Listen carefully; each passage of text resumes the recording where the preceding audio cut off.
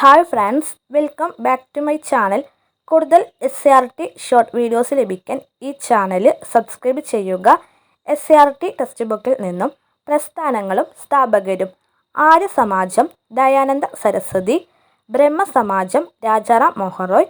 Arya Samajam Dayananda Saraswati, Brahmo Samaj Rajaram Mohan Roy. സത്യശോക് Samaj Jyotirao Phule, Arya Mahila Sabha Pandita Ramabai, Sri Ramakrishna mission Swami Vivekanandan. Rajaram Mohan Roy.